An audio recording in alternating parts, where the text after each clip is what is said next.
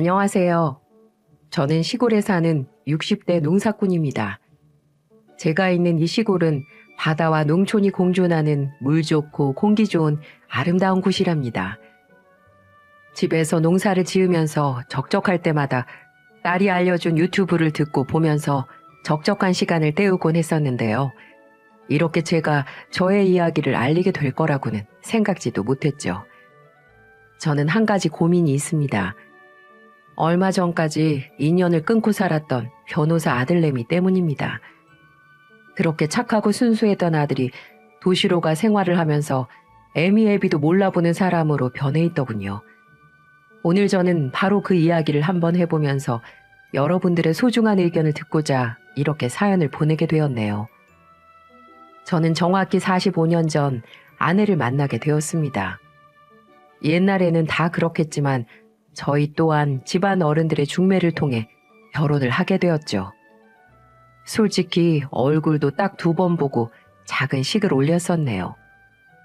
그때 그 시절에는 다들 먹고 살기 힘들었기 때문에 좋은 배필을 만나 아들, 딸 잘 낳고 배만 골치 않으면 어느 정도 살만한 시절이었죠. 제 아내는 제게 누구보다 소중한 사람이었습니다. 지금 생각해보면 아직도 생각이 나요. 항상 제 자식들을 위해 희생을 하는 사람이었고 모내기나 바쁜 농사철이 되면 집에 얼른 가서 새참을 쌓아 같이 막걸리 한 잔씩 먹으며 서로 그날의 피로를 풀기도 했었답니다. 당신 오늘은 막걸리 딱 1병만 먹는 거다. 저번처럼 2병 먹어서 일하다가 졸지 말고. 걱정 마. 내가 무슨 노인네도 아니고 일이 이렇게 힘들 때는 이 막걸리 한 잔이 얼마나 힘이 되는데. 당신도 한 잔 마셔. 오늘 고생했잖아. 그래요. 한 잔 합시다. 한 잔 먹고 오늘도 빡세게 일해봅시다. 아내는 항상 이렇게 말을 하며 제게 힘이 되어주고 기쁨을 주는 존재였어요. 어린 나이에 시집을 와 아들, 딸 셋 낳으면서도 한 번도 화를 내거나 불평, 불만이 없는 사람이었습니다. 저는 투박하게 자라 성격이 내성적인 사람이었지만 아내는 항상 웃음이 많고 어딜 가도 사랑을 받을 만한 그런 밝은 사람이었죠. 가끔은 어머니처럼 의지가 되기도 했답니다. 그래서 제 인생은 이런 아내 때문에 제 인생이 탄탄대로일 것만 같았죠. 하지만 그 행복은 오래가지 못했습니다. 큰애가 12살 되던 해 아내는 젊은 나이에 암이라는 불치병에 걸려 투병 끝에 세상을 떠나고 말았습니다. 항상 저와 자식들밖에 몰랐던 아내는 미안하다는 말을 남기고 눈물을 흘리며 하늘나라로 가고 말았어요. 그때는 정말 죽고 싶었습니다. 아무런 희망도 살아가야 할 이유도 그 순간에 느껴지지 않았습니다. 그저 아내를 따라가고 싶었어요. 하지만 뒤를 돌아보니 저처럼 엄마를 잃은 슬픔에 울고 있는 자식들이 보이더군요. 특히 장남은 이제 12살이 되었음에도 동생들을 다독여주며 우리 엄마 좋은 곳으로 가게 기도를 해주자며 제 동생들을 감싸더이다. 그리고 제게 와서 그 어린 손으로 제 손을 잡으며 아빠, 제가 빨리 성공해서 엄마 몫까지 제가 다 할게요. 꼭 공부 열심히 해서 아빠랑 동생들 제가 다 책임질게요. 라고 말하며 저를 위로해준 속 깊은 아들.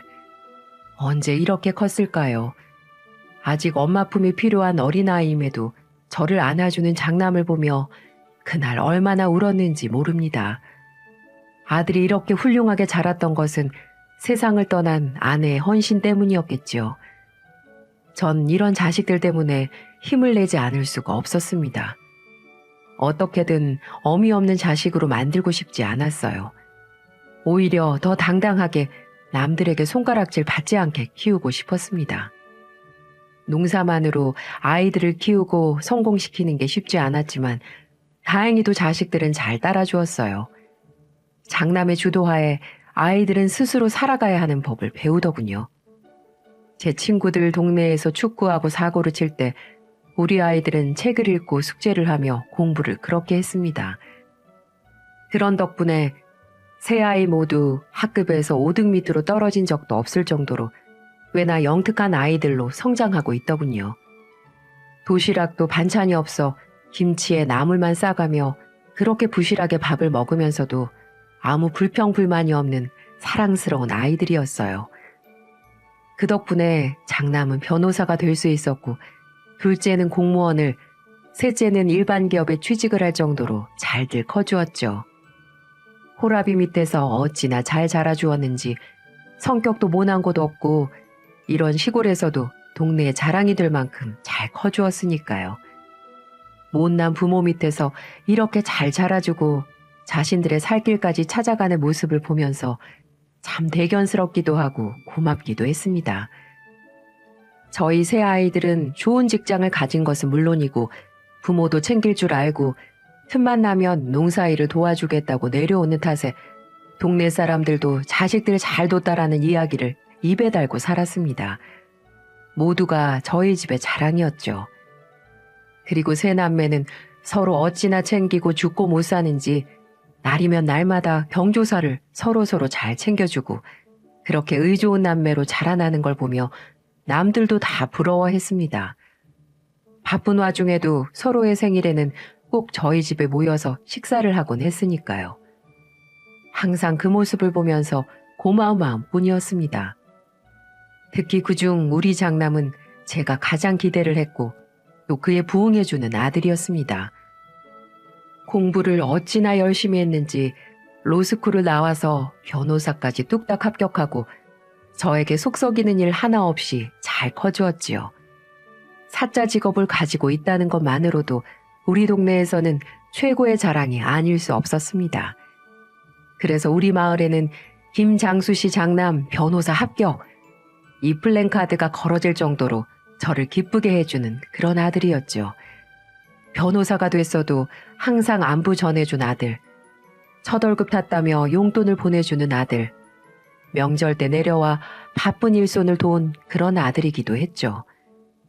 그런데 이 장남 아들이 장가를 가더니 성격이 완전 변해버린 겁니다. 인생이 참 기구합니다. 그렇게 자랑거리이던 처대가 이제는 우리 집을 산산조각 내버린 주범이 될 줄 누가 알았겠어요. 그렇게 잘 커주던 아들이 갑자기 선을 보면서 알게 된 아가씨가 있다면서 데리고 오더니 얼마 후 속도 위반으로 결혼을 하게 된 겁니다. 그때 자세히 알게 되었는데 집안이 빵빵한 곳이었고 일반 회사를 다니고 있는 7살 아래 처자였습니다. 첫인상은 너무도 좋았습니다. 결혼 전이어서 그랬을까요? 안녕하세요, 아버님. 오빠한테 이야기 많이 들었어요. 혼자 키우셨다니 정말 힘드셨을 텐데 오빠가 너무 반듯하게 잘한 거 있죠? 아버님 농사 지으신다면서요. 저도 주말마다 가서 거들어도 돼요? 이렇게 말하며 환하게 웃던 모습이 아직도 생생하게 기억납니다. 사실 집안도 좋고 인상도 좋길래 아무 거리낌 없이 저희 집 식구로 맞아주었습니다. 게다가 잘 나가는 로펌 출신인 장인어른의 이야기까지 듣게 되니 저희 큰애와 너무 잘 맞아 보였죠.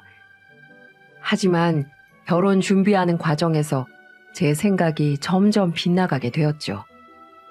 상견례 때를 생각하면 아직도 분통이 터집니다.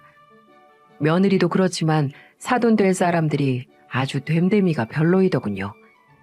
이때 알아채고 아들을 말렸어야 하는데 말이죠. 사실 제가 말렸다고 해도 달라지는 건 없었을 겁니다. 큰애가 저희 아버지는 현재 지방에서 농사를 짓고 계십니다. 라고 하자 농사? 밭일? 설마 저희 딸애한테 그런 일 시키시는 거 아니죠, 사돈? 저희 아이 정말 곱게 키웠습니다. 라고 하며 무시하는 발언을 했는데 그때 당시에는 너무 당혹스러워서 그냥 넘어갔던 게 화근이었나 싶습니다. 아들이 그 상황에서 에이, 저희 둘이 서울에서 살 거라서 그런 건 걱정하지 마십시오, 장모님. 제가 손에 흙 하나 묻히지 않고 살게 하겠습니다. 라고 자신있게 말하더군요. 저 역시 거기에 보태서 사돈 걱정하지 마세요. 농사는 저 혼자서도 충분합니다. 저는 우리 아들이 잘 사는 모습만 보여줘도 그걸로 만족합니다. 어미 없이 자라 이렇게 훌륭하게 커준 소중한 아들이지요. 그러니 안심하시고 아무 걱정 안 하셔도 됩니다. 저는 이렇게 말하며 예비 사돈들이 더 이상 그런 얘기가 나오지 않게 처음에는 기분 나쁘지 않는 선에서 좋게 말했습니다. 하지만 깐깐한 집안이라서 그런지 우리 둘째, 셋째 아이들에게도 말을 서슴없이 하더군요. 요즘 공무원은 공무원도 아니지 않나? 요즘 공무원들 월급 가지고는 집이라도 한 채 살 수가 있어야지. 나중에 우리한테 돈 같은 거 부탁하는 거 아니죠?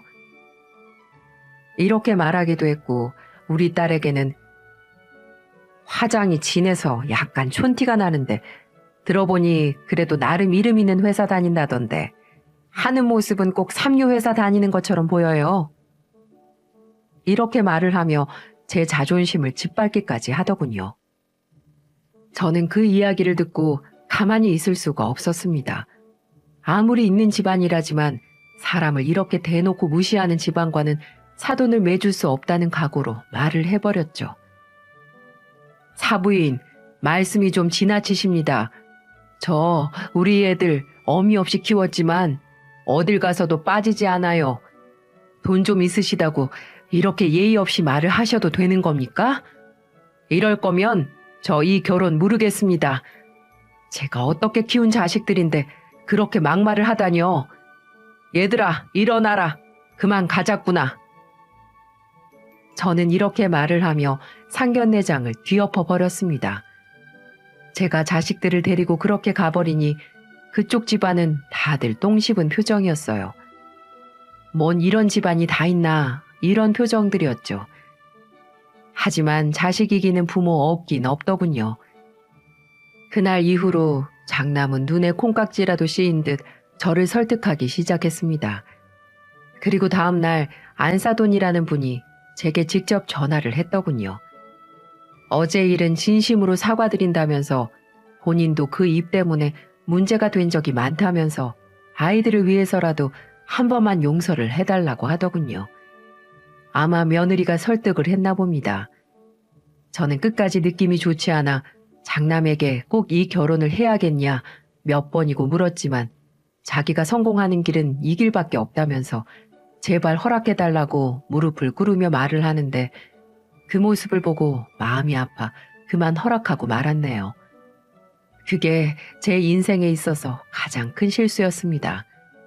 그때 끝까지 말렸다면 우리 장남은 지금처럼 외롭게 살지 않을 겁니다. 아무튼 그렇게 결혼을 시키기로 했습니다. 헌데 애들 신혼집이 또 문제더군요. 그동안 열심히 농사를 지어 다들 대학교 보내고 살 길을 마련해줬지만 제게는 서울에 신혼집을 얻어줄 정도의 능력은 되지 않았어요. 그래서 아들을 불러세워 말을 했죠. 민수야, 먼저 미안하구나. 이 아버지가 신혼집을 얻어줄 능력이 안 돼. 우선 작은 데서부터 시작하면 안 되겠니? 내가 어떻게 해서든지 너네들 작은 집 전세 자금은 마련해 보마.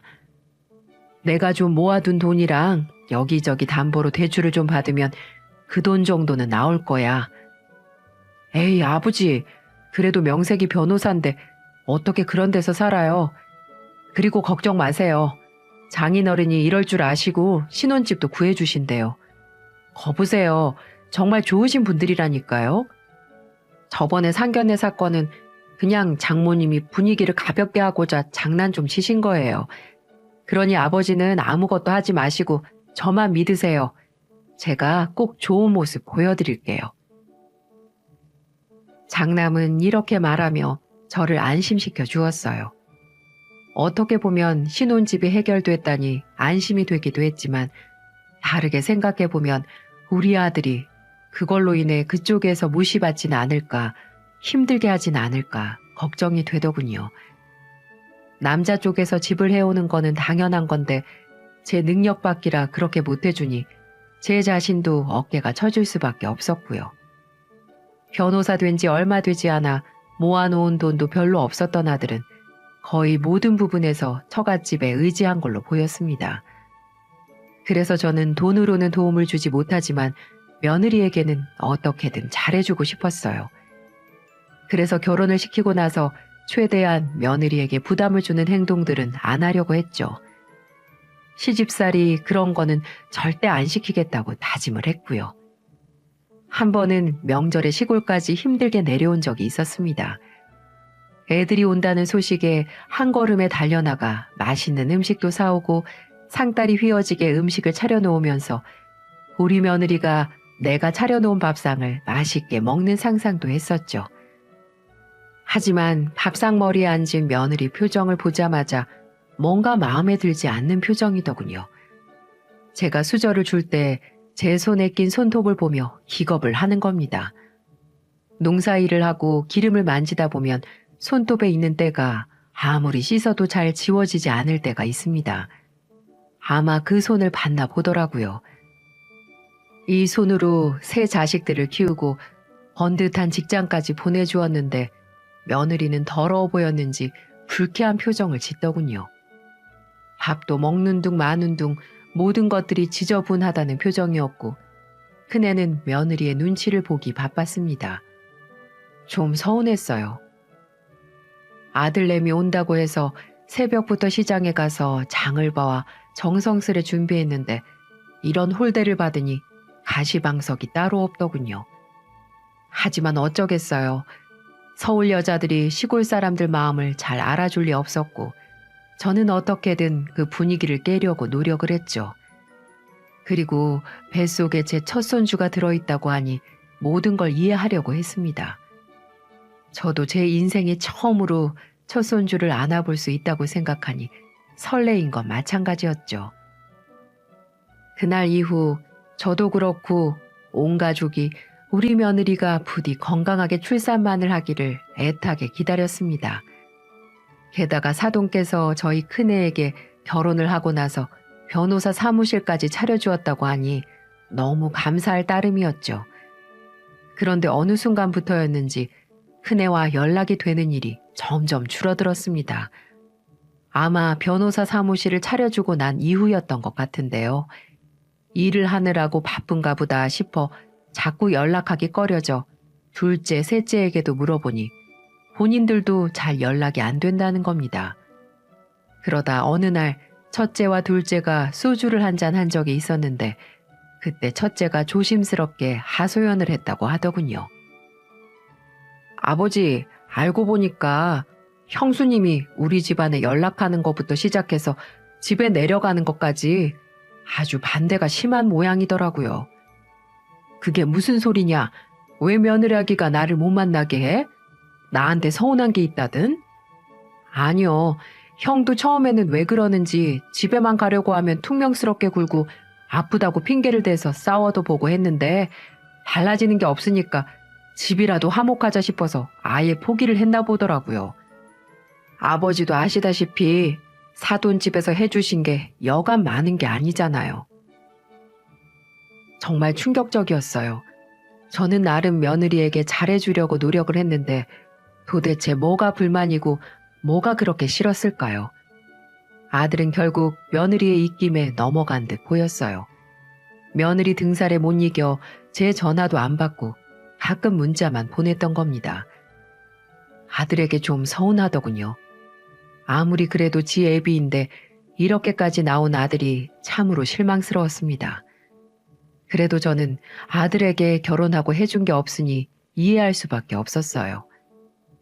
그게 아들을 위한 길이라는 생각이 들기도 하더군요. 그래도 어쩌다가 장남 생일이라든지 하늘에 있는 지 어미 기일에 목소리 듣고 싶어 전화를 하면 전화는 받긴 받더이다. 하지만 차라리 안 하는 게 낫다는 생각이 들 정도로 무심하게 변해 있었어요. 예, 큰애야, 요즘 별일 없냐? 며느라기랑 뱃속 아기는 좀 어떻고? 다름 아니라 오늘 네 생일인데 미역국은 먹었니? 아버지, 바빠 죽겠는데 그 얘기 하시려고 귀찮게 전화하셨어요? 이 시간대가 얼마나 바쁜 시간인데요. 이만 끊을게요. 그래, 알았다. 민수야, 오늘 네 엄마 기일인 거 알지? 물론 바빠서 못 오겠지만 네 동생들은 겸사겸사 내려왔어. 네가 없어서 조금 아쉽구나. 아버지, 요즘 누가 그런 거 챙겨요? 혹시라도 며느리한테 전화해서 그런 말 하지 마세요. 우리 싸우는 걸 보기 싫으시면요. 나중에 연락드릴게요. 이렇게 말을 하는 아들을 보며 참으로 화가 나더군요. 지 엄마 기일인데도 요즘 누가 그런 걸 챙기다뇨. 아들은 그 짧은 시간에 내가 알던 이전의 아들의 모습이 아니었습니다. 그런 아들 때문에 혼자 시골집에서 얼마나 술을 많이 먹었는지 몰라요. 괴롭더군요. 농사일도 아무것도 하고 싶지 않았습니다. 그런 제 마음을 몰라주는지 아들은 갈수록 엇나가기 시작했습니다. 그리고 저야 노인네니까 불편하고 싫고 그럴 수 있다고 생각했지만 그렇게 우애가 좋았던 형제들하고도 멀어지고 큰애만 동떨어진 생활을 하는 것이 사실 보기 좋지는 않았습니다. 하지만 제가 할 수 있는 건 아무것도 없었죠. 그래도 카카오톡 메인 사진을 보면 처갓집 사돈내외와 여행도 다니고 좋은 것도 먹고 다니고 하는 것 같아 마음이 한편으로 놓였습니다. 일 때문에 너무 힘든 게 아니구나라며 안심이 되었지만 다른 한편으로는 너무 처갓집만 신경을 쓰는 게 아닌가 이런 서운한 마음이 생기기도 했죠. 그렇다고 해도 제 손 떠난 자식이 어디 제 것이겠습니까? 마음을 비우려고 노력했지요. 언제는 제가 며느리 안부가 궁금해 직접 전화를 한 적이 있었습니다. 그래, 며느라, 곧 있으면 애가 나오는데 몸은 좀 어떠니? 우리 아들이 속 안 썩히고 잘해주지? 네, 잘해주고 있어요. 근데 아버님, 지금 저 몹시 피곤한데 무슨 일로 전화하셨어요? 아, 아니, 네 목소리 안 들은 지 오래돼서 전화 한번 해봤다. 피곤한데 전화해서 미안하구나. 어서 쉬어. 네, 아버님. 그리고 아버님, 저 출산할 때까지는 제가 좀 예민하니까 전화는 하지 않으셨으면 좋겠어요. 아버님뿐만 아니라 저 전화 잘 안 받거든요. 괜히 아버님이 오해하실까봐 미리 말씀드려요. 아, 그래, 알았다. 그럼 나중에 보자꾸나. 차갑게 전화를 받은 며느리가 그렇게 전화를 끊으니 정말 낯설어 보이더군요. 마치 남처럼 느껴졌어요. 그리고 곧바로 장남에게서 전화가 와서는 제게 화를 내더군요. 왜 몸 힘든 사람한테 전화해서 귀찮게 하냐면서 말이죠. 며느리는 곧장 장남에게 전화를 해 일러 바쳤던 모양이었죠. 평소 전화 한 통 잘 안 하던 장남이 며느리가 뭐라고 하니 곧장 전화해서 저를 다그치는 모습을 보고 자식 새끼 키워봤자 아무 소용 없다는 말이 실감나기 시작하더군요. 그렇게 이틀이 지나 며느리가 드디어 출산을 하게 되었습니다. 둘째가 전화가 와서 장남이 연락이 왔는데 건강하게 출산을 하고 현재 산후조리원인가 뭔가 거기에 있다고 하더군요. 저는 기쁜 마음에 무려 버스를 6시간을 타고 서울로 올라갔습니다. 그리고 은행에서 며느리에게 출산 기념으로 주려고 50만 원을 뽑아갔죠. 첫 손주를 볼 수 있다는 기쁨은 물론 오랜만에 며느리기와 큰아이도 볼 수 있어서 들뜨는 마음으로 갔습니다. 하지만 제 기대와는 달리 저를 본 아들 내외는 별로 반갑지 않은 눈치더군요. 그래도 저는 웃으며 며느리를 보고 아이고 고생했다. 나한테 이렇게 예쁜 손주를 안겨줘서 고마워. 라고 말하며 손을 꽉 잡아주며 안아주었습니다. 그런데 며느리는 기겁을 하며 저를 밀치더군요. 아버님, 아무리 며느리라지만 그렇게 갑자기 안으시면 어떡해요? 저리 가세요. 저 출산해서 면역력이 많이 떨어져 있잖아요. 흙 잔뜩 묻은 손으로 그러시면 손주한테도 영향이 간다고요. 이렇게 말을 하며 무슨 동네 잡배들 보듯이 저를 피하더군요. 나름 손주 보러 간다고 깨끗하게 목욕도 하고 찾아간 거였는데 그런 식으로 행동을 하니 제가 불청객이었구나 라고 그제서야 그 생각이 들더군요. 그리고 옆에 있던 아들의 행동이 저를 또 한 번 충격에 빠뜨리게 했죠. 아버지, 요즘 세상이 어떤 세상인데 며느리 손을 잡고 포옹을 하세요. 그냥 얼굴만 보고 가실 줄 알고 오시라고 했더니 됐으니까 어서 가세요. 이 사람 안정 취해야 되는 거 모르세요? 그리고 이 돈은 뭐예요? 이거 아버지 내려가실 때 차비나 하시고 이젠 찾아오지 마세요. 이렇게 말을 하며 봉투에 담겨진 50만 원을 거의 던져주듯이 주더이다. 그렇게 착하고 집에서도 성실함을 보여줬던 처대에게 이런 취급을 받고 이런 이야기를 들으니 세상이 다 무너져 내리는 것만 같았습니다. 그 상황에서 제가 느꼈을 비참함을 글로 다 표현할 수가 없네요. 저는 그 모습을 보고 이성을 잃고 말았어요. 아무리 지 마누라가 좋고 처갓집에서 도움을 많이 받았다고 하지만 그동안에 쌓였던 감정들과 그날 아들이 보여준 행동들을 보고 이제 더 이상 나를 지 애비로 생각 안 하는구나 라는 생각이 들더군요. 이놈아, 내가 너를 어떻게 키웠는데 저 멀리서 찾아온 이 애비한테 이런 식으로 행동을 해? 그러고도 네가 사람 새끼야? 내가 언제까지 참아줘야 되니? 언제까지 다시 예전의 너로 돌아오길 기다려야 돼? 왜? 네 애비가 가난하고 시골에 살아서 창피한 거야?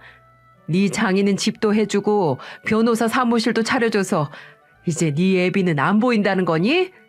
왜 이렇게 변했냐 이놈아? 아버지, 그러게 왜 사람을 가만히 안 놔두시는 건데요? 연락할 때쯤 되면 연락했겠죠. 그만 돌아가세요. 여기 이렇게 시끄럽게 하는 곳이 아니에요. 오냐 알았다. 지금 이 순간부터 나는 장남은 없다. 너 같은 장남 둔 적 없어. 다시는 연락할 생각도 찾아오지도 말거라.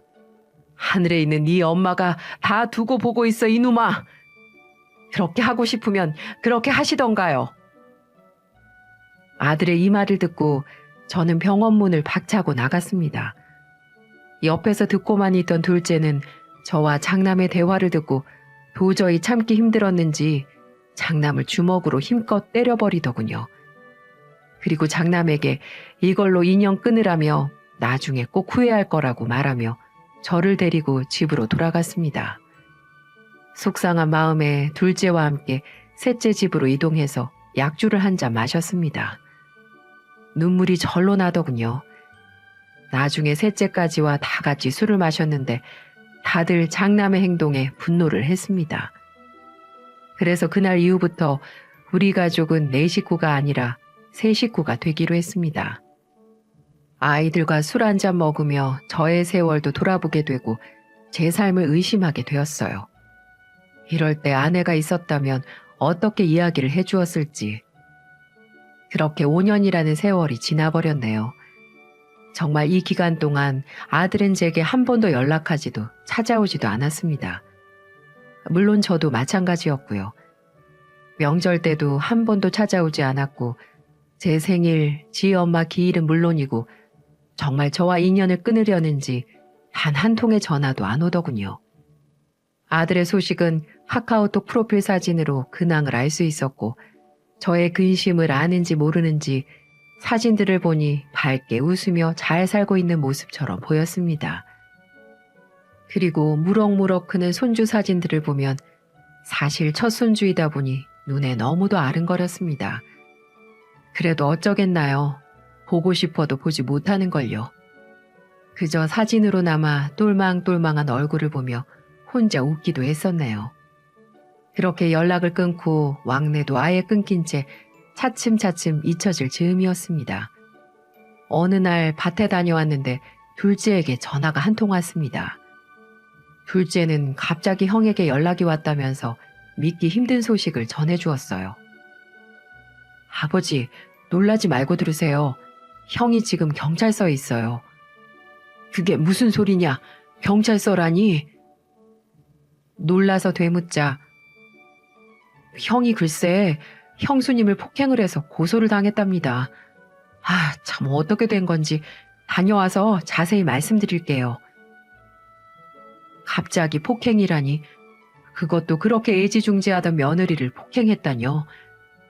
저는 아무 일도 못하고 걱정이 돼 둘째에게서 전화가 오기만을 기다렸어요. 그리고 저녁 늦게 다시 전화가 왔습니다. 그리고 제게 말도 안 되는 소식을 전해주었죠. 대충 내용은 이랬습니다. 며느라가가 출산한 아이가 우리 큰애 아이가 아니라는 거였어요. 알고 보니 며느리가 다른 남자의 씨를 뵌 것이었죠. 큰애는 처음에 혈액형이 다른 걸 알았지만 간혹 그런 경우도 있다는 며느라기의 말에 안심하고 살고 있었다고 합니다. 그런데 크면 클수록 자신의 모습이 전혀 없고 너무 안 닮은 거 아니냐는 주변 사람들의 말에 조금씩 의심을 하기 시작했다고 합니다. 아빠가 얼굴이 하나도 없는데? 이렇게까지 아빠 안 닮은 애기 처음 봤어. 엄마 유전자가 센가? 그런데 엄마도 별로 안 닮았네? 주변 사람들에게 이런 말을 듣고 생활을 하다 보니까 자신도 모르는 사이 스트레스가 되는 말들이 되었고 이를 변명하고 있는 자신이 한순간 한심해 보였다고 합니다. 장난식으로 나와 어떻게 이렇게 안 닮을 수 있지? 라고 던진 농담에 며느리가 소리를 지르며 지금 날 의심하는 거냐 화를 내던 탓에 이렇게까지 해야 할 상황인가 싶어 더 의심을 하게 되었고 결국 며느리 몰래 유전자 검사를 하게 되었던 겁니다. 유전자 결과가 나오기 직전까지도 아닐 거야 라고 생각하면서 눈을 질끈 감았다고 하는데요. 결과를 보자마자 끓어오르는 분노를 주체하지 못하고 술을 잔뜩 먹고 집으로 돌아가서는 며느리를 정신이 거의 잃을 정도로 폭행을 했다고 했어요. 5년이나 키운 자식이 내 자식이 아니라는 걸 알았다면 제정신이 아니었을 겁니다. 그게 어디 사람이 할 짓인가요? 알고 보니 며느리가 우리 처대와 연인 4일 당시 양다리를 걸치고 있었는데 그 바람핀 남자의 아이를 갖게 된 시점에 우리 큰애와도 연인 사이였었고 그래서 누구 아이인지 며느리도 모르던 상태였다는 겁니다. 둘 중 변호사에 합격한 우리 장남을 선택했던 거였죠. 어떻게 이런 기구한 일이 있을 수 있는지 아무런 며느리 도리를 하지 않아도 큰애한테만은 잘하겠지, 새 식구 잘 살자고 그러는 거겠지라며 저를 위안했던 지난 날들을 생각하니 피가 거꾸로 솟는 것 같았습니다. 저도 이 정도인데 큰애가 받았을 충격이 얼마나 컸을지 걱정이 되더군요. 그렇게 현행범으로 바로 체포가 되었다고 했습니다. 그 이후 아들은 초범이어서 그런지 다행히 벌금으로 끝날 수가 있었습니다. 하지만 아들은 며느리를 구타한 순간부터 나락으로 빠지고 말았어요. 장인이 차려준 사무실도 이후 뺏기게 되었고 이혼까지 당하게 되었습니다. 그리고 법조계에서 파워가 센 그 장인이란 사람이 아들을 완전 그쪽에서 쓰레기로 만들어버려 발도 못 붙이게 만들어버렸다고 했어요. 참 무섭더군요. 그렇게 화목하게 여행도 다니고 단란하게 지냈던 사람들이 아들이 폭행했다는 이유만으로 돌변하는 걸 보니 이 세상 참 무섭다는 생각이 들었습니다. 물론 폭행을 한 건 100번, 1000번 아들의 잘못이 맞습니다. 직업이 변호사이면 현명하게 대처를 했어야 했죠. 아들은 옳은 길을 선택하지 않고 옳지 않은 일을 선택하는 바람에 인생의 끝을 보게 된 거였어요. 저라도 딸이 사위에게 맞으면 화가 날 겁니다. 하지만 아들의 심정도 모르는 게 아니었어요. 연애 때 양다리를 걸친 것도 모자라 속도 위반으로 임신한 아이가 아들의 아이가 아닌 양다리를 걸친 그 남자의 아이라는 사실을 알고 큰 자괴감에 빠졌겠죠. 폭행만 하지 않았더라면 본인 장인이고 그 누구에게도 위로를 받으며 새 인생을 살 수도 있었을 텐데 잘못된 선택으로 일이 꼬이고 만 겁니다. 아들은 모든 파탄의 원인이 며느리에게 있다면서 혼인 무효 소송을 준비하고 있다고 했습니다. 둘째도 형수가 너무 믿고 배신감이 들어 전화를 해보기도 했다고 합니다. 아니, 다른 사람도 아니고 형수님이 어떻게 그러실 수가 있습니까? 저희 집 갈갈이 찢어놓은 것도 부족해서 형까지 이렇게 매장을 해버리십니까? 어머, 도련님, 말 이상하게 하시네요. 제가 뭐 바람을 폈나요? 결혼 전에 임신이 된 걸 이제야 저도 알았는데 어쩌겠어요? 저도 몰랐다고요. 제가 이 일을 선택해서 결혼을 했고 아기를 같이 키웠는데 이제 와서 저보고 어쩌라는 건가요? 맞은 사람은 저예요. 결국 끝까지 자신의 잘못을 인정하지 않았고 오히려 자신이 피해자인 것 마냥 비아냥거리기만 했다고 합니다. 그렇게 멀리서 이 이야기를 전해 듣고 어떻게 해야 할지 몰라 조마조마하고 있던 저에게 장남이 직접 찾아왔습니다. 처음에는 제 마음에 구멍을 뚫고 간 이 녀석이 너무 괘씸하고 얄미워 모른 척을 하려고 했습니다. 그런데 갑자기 무릎을 꿇고 말을 하더군요. 아들의 모습을 보니 몇 개월 사이 얼마나 마음고생이 심했는지 얼굴이 반쪽이 되어 있었고 행색은 초라해 보이더이다. 마음이 너무 아팠어요. 언제나 당당하고 큰 소리를 쳤던 아들은 더 이상 보이지 않았어요. 오히려 아들이 잘못된 선택을 하진 않을까 이런 생각이 들 정도였죠. 아버지, 못난 자식 이렇게 왔습니다. 정말 죄송합니다. 그동안 출세에 눈이 멀어 아버지도 동생들도 찾지 못했어요. 아버지가 인연 끊자고 할 때 오히려 이 지긋지긋한 집안에서 벗어난다는 생각에 속으로 좋아하기까지 했습니다. 그런데 돈, 명예, 출세가 전부가 아니라는 걸 깨닫게 되었어요. 지금 너무 힘이 들어요. 정말 죽고만 싶습니다. 뭐 이놈아? 그렇게 내 가슴에 큰 대못을 박았으면 잘 살기라도 해야 할 거 아니야. 지금 네 꼴이 뭐니? 지금 네 얼굴이 사람 얼굴로 보여? 그러게 사람은 주제 파악을 하고 살아야 한다고 내가 몇 번을 말했냐 이놈아. 난 모르겠다. 5년 동안 한 번도 찾아오지도 않고 처갓집에 똥개 마냥 붙어있던 놈이 지 힘들다고 이제야 찾아와? 그냥 돌아가라. 아무리 아들이라지만 감싸주기에는 시간이 너무 지나버린 것 같다. 아버지, 죄송합니다. 아들은 제가 이렇게 냉정하게 나올 줄은 몰랐는지 그 자리에서 후회의 눈물을 흘렸습니다. 그리고는 작은 방으로 가 며칠 동안 나오지 않더군요. 내심 저런 꼴이 보기 싫어 서울로 올라가길 바랬지만 아들은 갈 곳도 없어 보였습니다. 아들이 저렇게 폐인처럼 있는데 어떤 애비가 마음이 편하겠나요? 그날부로 잠 한숨을 못 잤네요. 그리고 두 아이들에게 장남을 어떻게 해야 될지 의견을 물었습니다. 가족과 관련된 일이다 보니 혼자서만 생각하고 판단을 내리는 것이 이성적이지 않을 수 있겠다고 생각했기 때문이죠. 큰애가 지금 이런 상황인데 너희들 생각은 어떠냐? 사실 이 애비는 많이 흔들린다. 아버지, 절대 말도 안 되는 일이에요.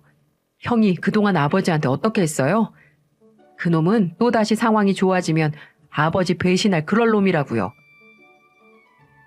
둘째도 같은 입장이었고 셋째는 완전 노발대발 하더군요. 지금은 상황이 안 좋으니 본인이 잘못했다고 하지만 지금껏 아버지한테 했던 것들을 생각해 보셔라. 어디 그게 사람이 할 짓이냐? 라며 극구 반대를 했습니다. 아버지, 절대 받아주지 마세요. 지금 저러는 거 아버지한테 얼마라도 뜯어서 다시 서울 올라가려고 쇼하는 거라고요. 똥인지 된장인지 먹어봐야 합니까?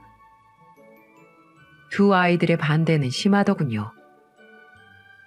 아무리 그렇다지만 너희와도 정말 오랫동안 우애를 다지지 않았니? 너희도 마음이 편치 않을 거라고 생각한다. 아버지, 저희라고 어떻게 마음이 편하기만 하겠습니까? 하지만 생각을 해보세요. 이렇게 형을 받아주면 형이 정신 차릴 것 같아요? 나중에 아버지 또 모른 척하면 어떡하실 건데요?